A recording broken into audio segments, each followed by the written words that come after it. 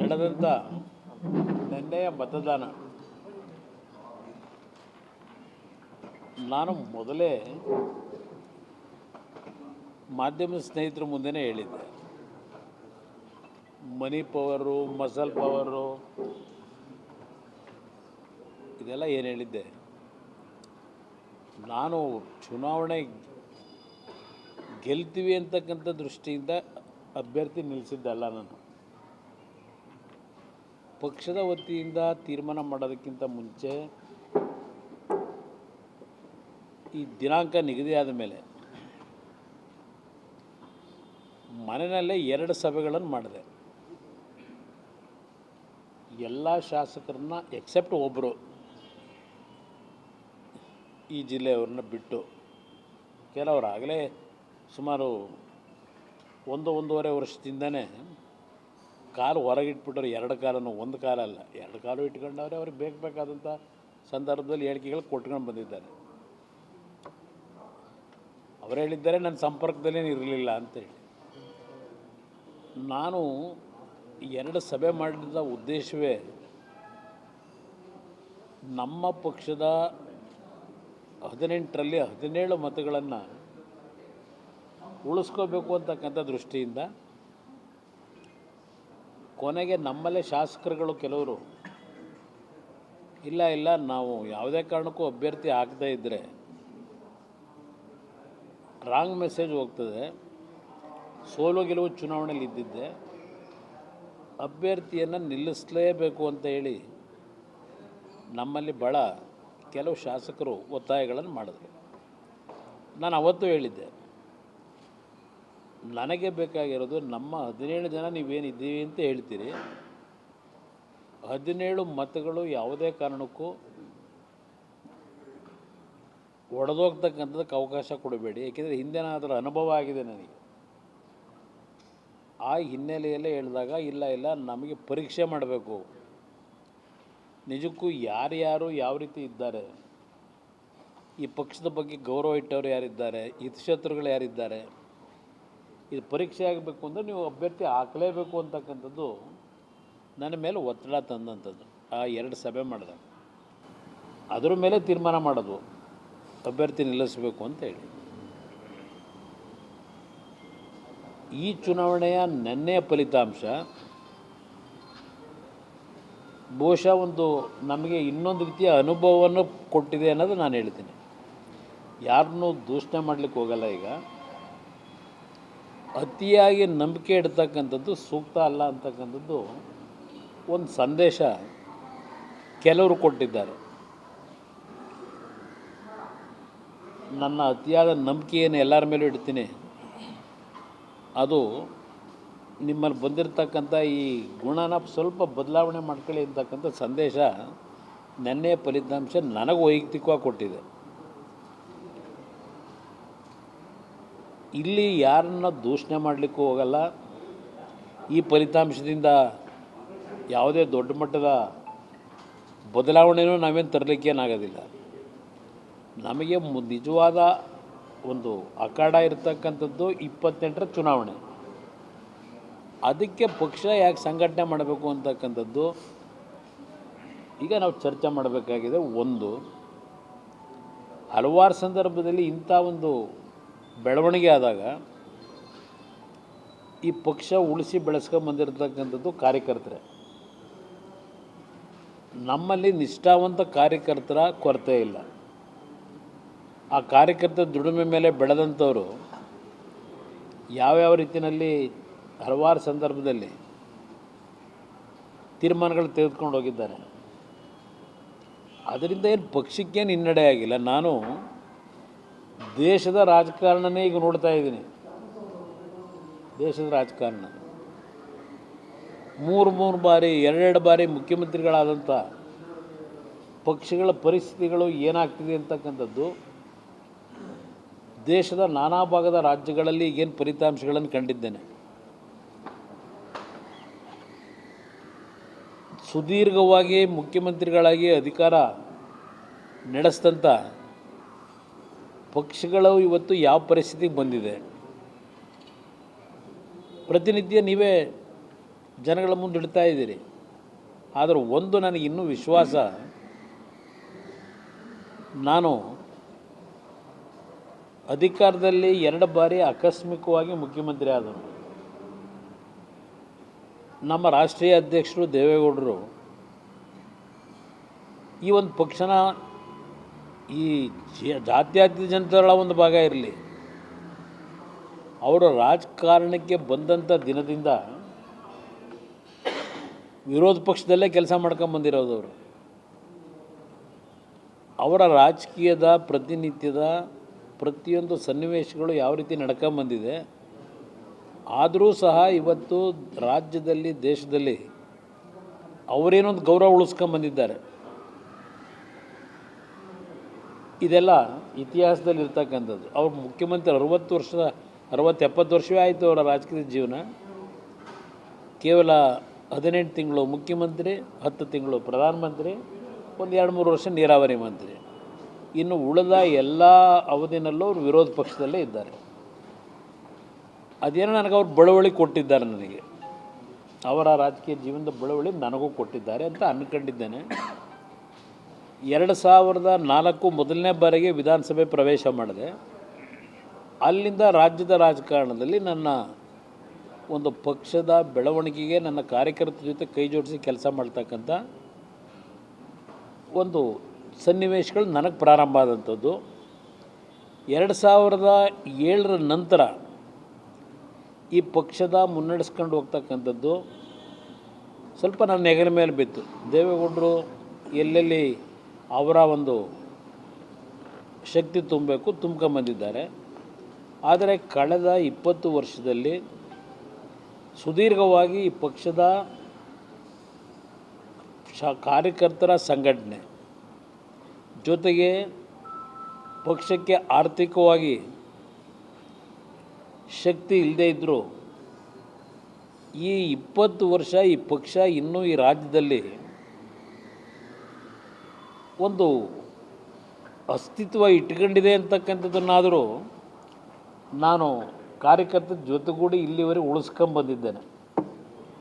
ಬೇರೆ ರಾಜ್ಯಗಳಲ್ಲಿ ಏನು ನಡೀತಾ ಇದೆ ಅಂಥ ಒಂದು ಪರಿಸ್ಥಿತಿಗಳು ನನ್ನ ಪಕ್ಷಕ್ಕೆ ಒಂದು ಸಣ್ಣ ಅವಧಿನಲ್ಲಿ ಕೆಲವು ಮೈತ್ರಿ ಹೆಸರಿನಲ್ಲಿ ರಾಜ್ಯ ಆಳಿದ್ದು ಬಿಟ್ಟರೆ ಒಂದು 18 ತಿಂಗಳು, ಒಂದು 14 ತಿಂಗಳು ಇನ್ನೂ ಈ ಪಕ್ಷದ ಗೌರವ ಉಳಿಸಿದ್ದೇವೆ. ನಾನು ಸ್ವಲ್ಪ ಅಲ್ಪ ಮಟ್ಟಿಗೆ ಜನಗಳ ವಿಶ್ವಾಸ ಇಟ್ಕೊಂಡಿದ್ದೇನೆ. ನಿಜವಾದ ಅಗ್ನಿ ಪರೀಕ್ಷೆ ನಮಗೆ ಆಗ್ತಕ್ಕಂಥದ್ದು 2028. ಹಣಬಲ ತೋಲ್ಬಲದ ವಿರುದ್ಧವೇ ಚುನಾವಣೆ ನಡೆಸಬೇಕು.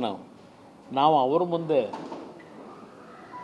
ಆರ್ಥಿಕವಾಗಿ ಈಗಿನ ರಾಜಕೀಯದ ಒಂದು ವಾತಾವರಣ ಇದೆಯಲ್ಲ, ಅವ್ರಿಗೆ ಸರಿಸಾಟಿಯಾಗಿ ನಾನು ನಿಲ್ತೀನಿ ಅಂತಕ್ಕಂಥದ್ದು ಏನು ಭ್ರಮೆ ಇಲ್ಲ ನನಗೆ. ಆದರೆ ಒಂದು ವಿಶ್ವಾಸ, ನನ್ನ ಕಾರ್ಯಕರ್ತರು ನಿಷ್ಠಾವಂತ ಕಾರ್ಯಕರ್ತರಿದ್ದಾರೆ. ಶಾಸಕರಾಗಿ ಎಲ್ಲಿ ಹೋಗ್ತಕ್ಕಂಥದ್ದು ಈ ಪಕ್ಷದಲ್ಲಿ ಹಲವಾರು ಪ್ರಕರಣಗಳು ಹಿಂದಿಂದ ನಡ್ಕೊಂಬಂದಿದೆ. ಆದರೂ ಕಾರ್ಯಕರ್ತರು ಈ ಪಕ್ಷ ಏನು ಉಳಿಸಿದ್ದಾರೆ. ಈಗಲೂ ಹೇಳ್ತೀನಿ, ಈ ಪಕ್ಷ ಉಳಿಸ್ತಕ್ಕಂಥದ್ದಕ್ಕೆ ನನ್ನ ಕಾರ್ಯಕರ್ತರು, ನಾನೇನು ಅವ್ರಿಗೇನು ಅಧಿಕಾರ ಕೊಟ್ಟಿಲ್ಲ, ಅವ್ರಿಗೆ ಯಾರಿಗೂ ದುಡ್ಡು ಮಾಡಲಿಕ್ಕೆ ಅವಕಾಶ ಕೊಟ್ಟಿಲ್ಲ. ಅಂಥ ಕಾರ್ಯಕರ್ತರೇ ಇನ್ನೂ ಈ ಪಕ್ಷದಲ್ಲಿ ಉಳ್ಕೊಂಡಿರ್ತಕ್ಕಂಥದ್ದು. ಇಲ್ಲಿ ಕಾರ್ಯಕರ್ತರ ದುಡಿಮೆ ಮೇಲೆ ಬಂದು ಕೆಲವರು ಪಾಪ ಅವರವರ ವೈಯಕ್ತಿಕವಾದಂಥ ನಿರ್ಧಾರಗಳು ಮಾಡ್ಕೊಂಡು ಏನು ಹೋಗ್ತಾರೆ. ನನಗೆ ನೆನ್ನೆ ಚುನಾವಣೆಯಲ್ಲಿ ಯಾರು ಕ್ರಾಸ್ ಔಟ್ ಮಾಡಿದ್ದಾರೆ ನನ್ನ ಹತ್ರ ಸಂಪೂರ್ಣ ಮಾಹಿತಿ ಇದೆ, ಸಂಪೂರ್ಣವಾದ ಮಾಹಿತಿ ಇಟ್ಕೊಂಡಿದ್ದೇನೆ. ಅದರಿಂದ ನಾನೇನು ವಿಚಲಿತನಾಗಿಲ್ಲ. ಯಾರ್ಯಾರು ಕ್ರಾಸ್ ಔಟ್ ಮಾಡಿದ್ದಾರೆ ಅಂತಕ್ಕಂಥದ್ದು ಮೊದಲೇ ನಾನು ನಿರೀಕ್ಷೆನೂ ಇಟ್ಕೊಂಡಿದ್ದೆ, ಅದು ಯಾರಿಂದ ಹೋಗುತ್ತೆ ಅಂತ ಇದೆ. ಅದರಿಂದ ಇದೇನು ಈ ಚುನಾವಣೆಯ ಫಲಿತಾಂಶ ಕ್ರಾಸ್ ಔಟಿಂಗು ನನಗೇನು ಯಾವುದೇ ರೀತಿ ಆಘಾತ ಅಚ್ಚರಿ ಯಾವುದೂ ಉಂಟು ಮಾಡಿಲ್ಲ. ಮೊದಲೇ ನನಗೆ ಇದರ ಅರಿವು ಇಟ್ಕೊಂಡಿದ್ದೆ. ಅದರಿಂದ ನಾನು ಹೆಚ್ಚಿಗೆ ಈ ಚುನಾವಣೆಯಲ್ಲಿ ನಮ್ಮ ಮೊನ್ನೆ ದೇವಸ್ಥಾನಕ್ಕೆ ಹಾಕೋದೆ ಆರಾಮಾಗಿ ನನಗೆ ಗೊತ್ತಿತ್ತು.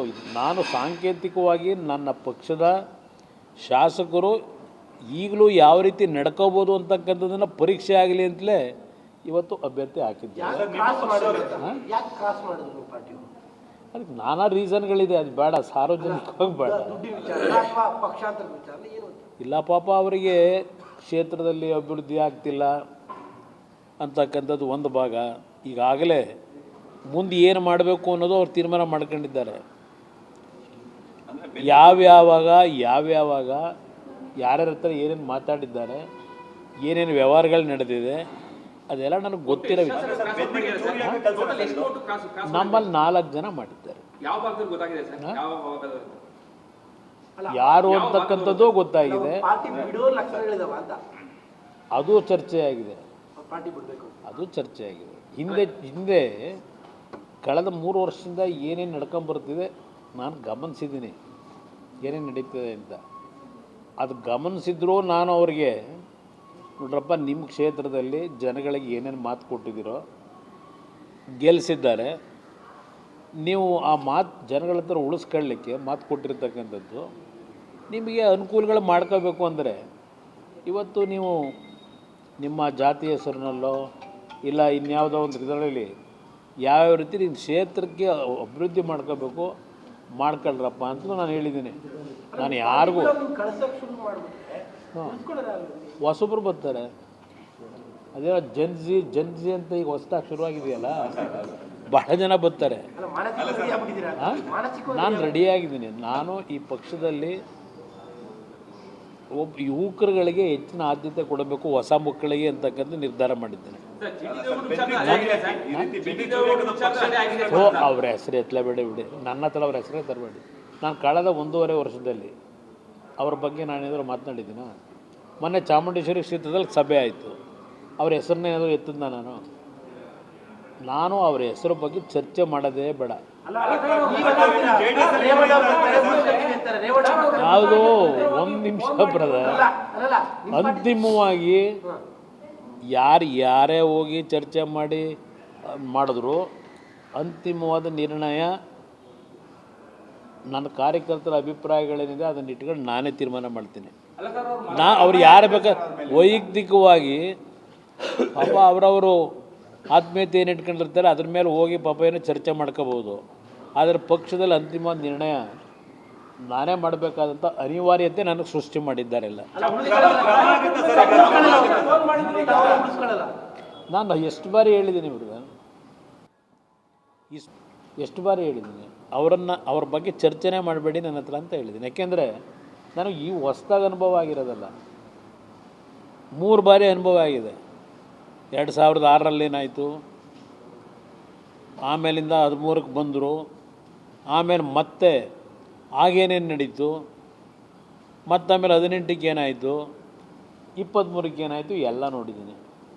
ವೈಯಕ್ತಿಕವಾಗಿ ನಾನು ಏನೂ ಚರ್ಚೆ ಮಾಡೋಕ್ಕೆ ಹೋಗಲ್ಲ.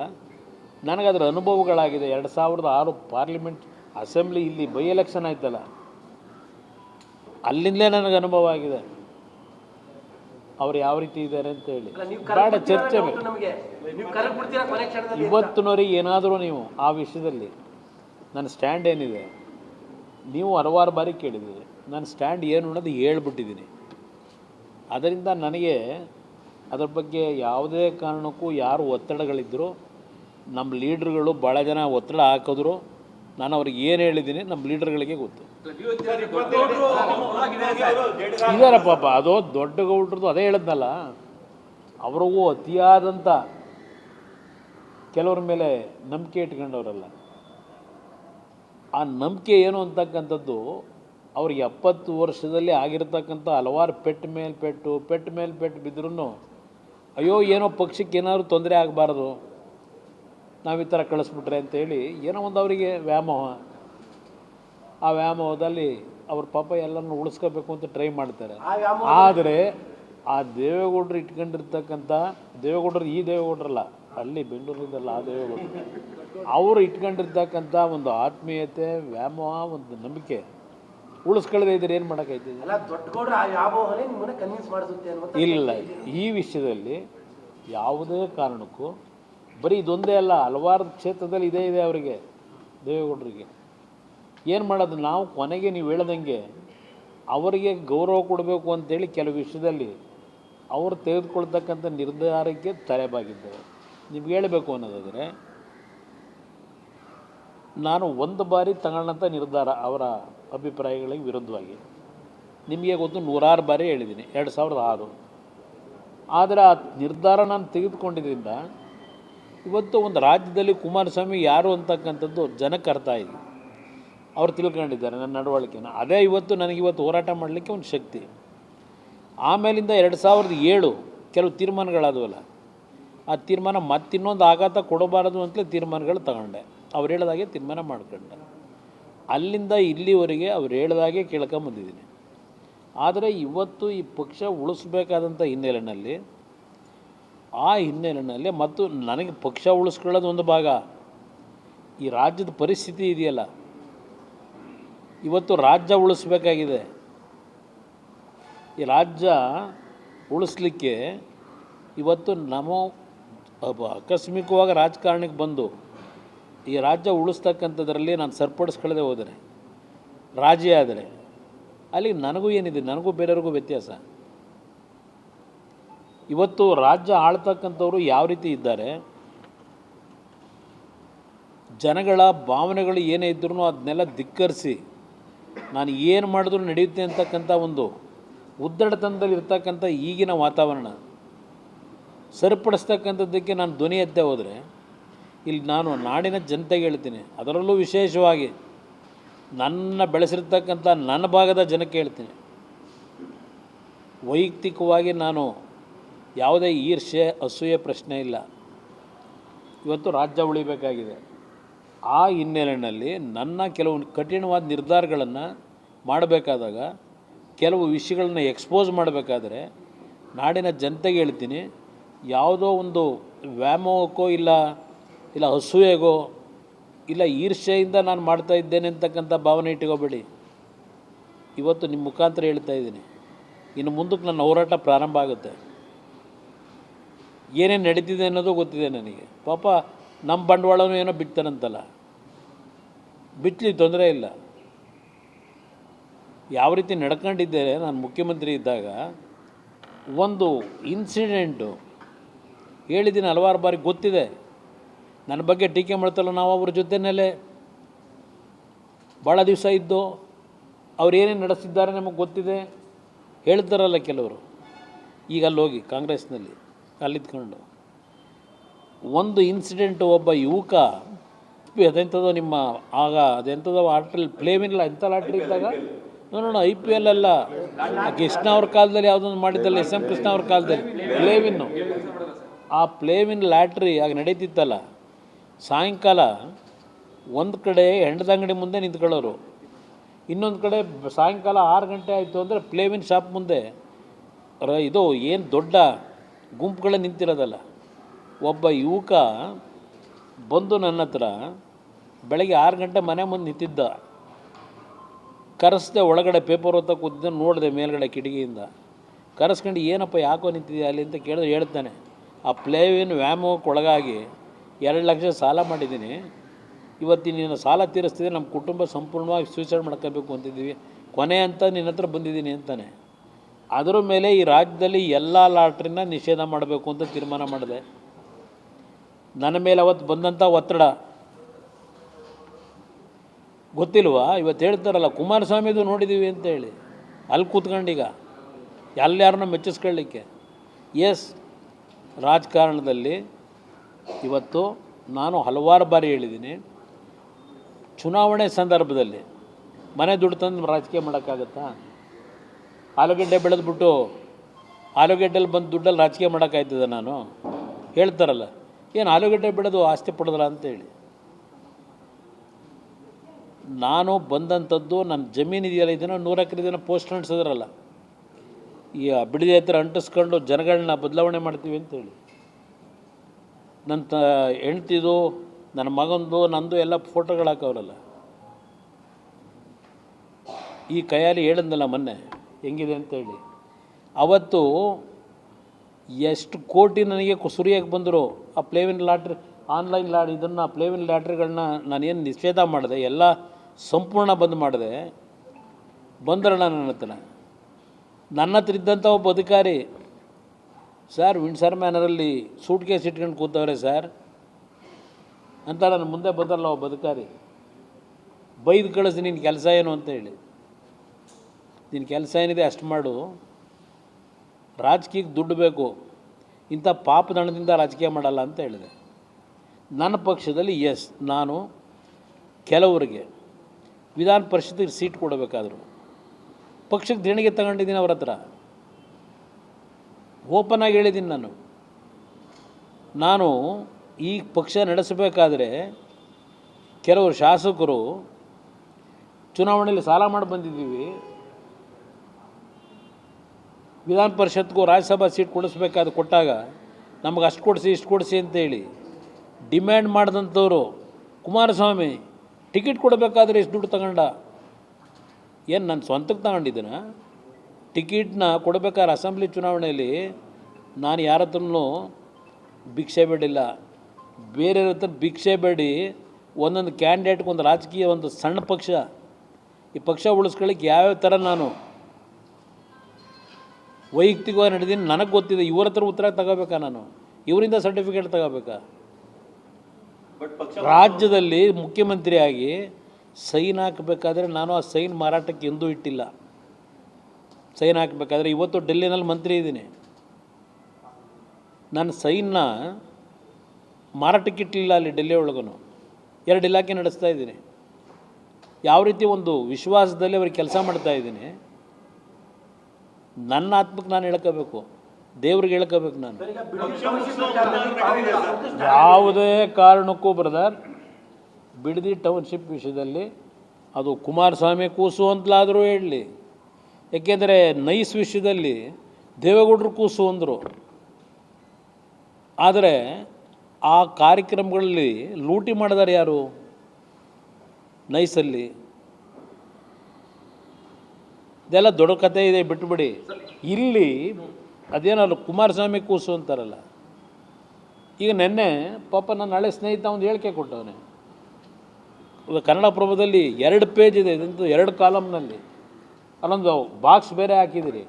ಅಲ್ಲಿ ಹೇಳ್ತಾರೆ ಕುಮಾರಸ್ವಾಮಿಯವರು ರೆಡ್ ಝೋನ್ನ ಲಿಫ್ಟ್ ಮಾಡದೆ ಹೋಗಿದ್ದರಿಂದ ಇನ್ನೂ ರೈತರು ಭೂಮಿ ಉಳ್ಕೊಂಡಿದೆ. ಕುಮಾರಸ್ವಾಮಿ ಅವರು ಏನಾದರೂ ರೆಡ್ ಝೋನ್ ಏನಾದರೂ ಲಿಫ್ಟ್ ಮಾಡಿದ್ರೆ ಏನಾಗೋದು? ಅವರೇ ಹೇಳ್ತಾರೆ.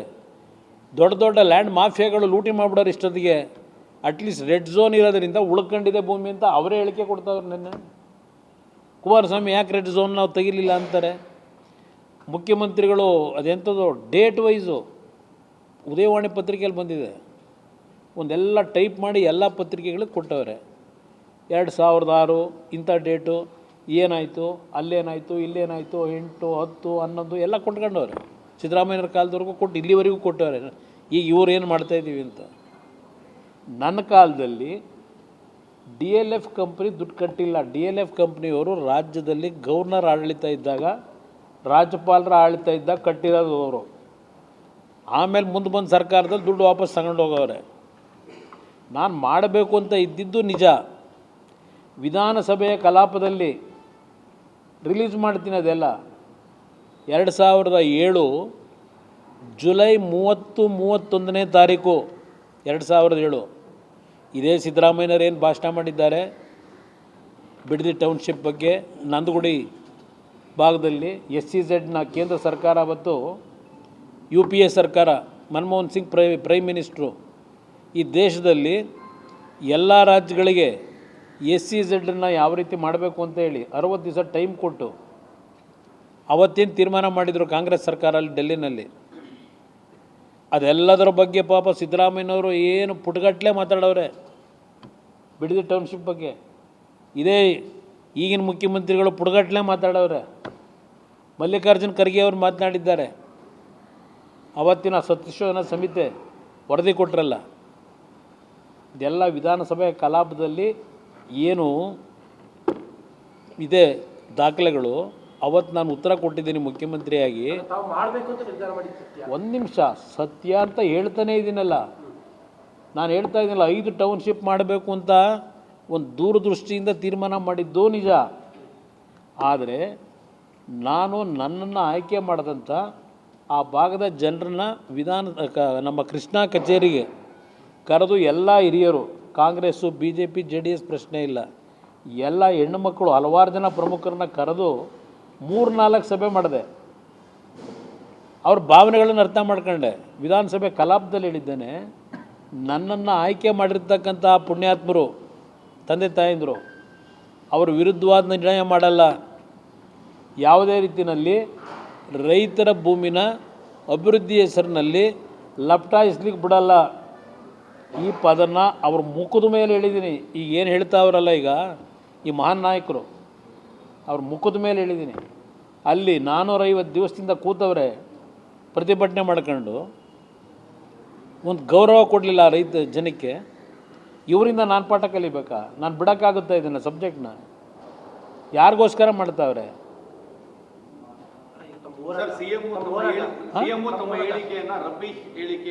ಯಾವ ರಬ್ಬಿಶು? ಹಾಂ, ಯಾವುದಕ್ಕೆ ರಬ್ಬಿಶ್ ಹೇಳೋರು ಹೇಳಿ? ಯಾವ ಹೇಳಿಕೆ? ಈಗ ನಾನು ಏನಾದರೂ ಅಸತ್ಯ ಹೇಳಿದ್ದೀನ? ನಾನು ಹೇಳೋದಲ್ಲ, ಅಲ್ಲಿ ಜನವೇ ಮಾತಾಡಲ್ವಾ? ಹಿಂದೆ ಹೇಗಿತ್ತು, ಇವತ್ತು ಈ ರಾಜ್ಯದ ದುರಾದೃಷ್ಟ. ನಾವೇನು ಮಾಡೋದು? ನಾವು ನೋಡಬೇಕಿದ್ನ. ಈಗ ನನ್ನ ಕೌಂಟ್ರ್ ಹೋರಾಟ, ರೈತರು ಏನು ಇವತ್ತಲ್ಲಿ ಹೋರಾಟ ಮಾಡ್ತಾ ಇದ್ದಾರೆ ಭೂಮಿ ಕೊಡಲ್ಲ ಅಂತೇಳಿ, ಅವ್ರಿಗೆ ಧ್ವನಿಯಾಗಿ ನಿಲ್ಲೋದಷ್ಟೇ ಅಲ್ಲ, ಅದ್ರ ಜೊತೆಗೆ ಕಾನೂನಿನ ವ್ಯಾಪ್ತಿ ಒಳಗೆ ಇವ್ರು ಹೇಳೋರು ಮುಖ್ಯಮಂತ್ರಿಗಳು ಹೋಗಲಿ ಅಂತ ಹೇಳಿ, ಕಾನೂನು ವ್ಯಾಪ್ತಿ ಒಳಗೆ ಆ ರೈತರಿಗೆ ನ್ಯಾಯ ಕೊಡಿಸ್ತಕ್ಕಂಥದ್ದಕ್ಕೆ ಎಲ್ಲ ರೀತಿಯಲ್ಲೂ ಅವ್ರ ಪರವಾಗಿ ನಿಲ್ತು. ಏನು ಹೇಳಿ? ನಾನು ರಾಜ್ಯ ರಾಜಕಾರಣದಲ್ಲಿ ಕೇಂದ್ರದಲ್ಲಿ ಟೆಂಪ್ರರಿ, ಅದು ನನ್ನ ಪರ್ಮನೆಂಟ್ ಇಲ್ಲೇ. ಅದರಿಂದ ನಾನು ರಾಜಕಾರಣಕ್ಕೆ ಹೊಸ್ದಾಗಿ ಬರಬೇಕಾದ್ರೆ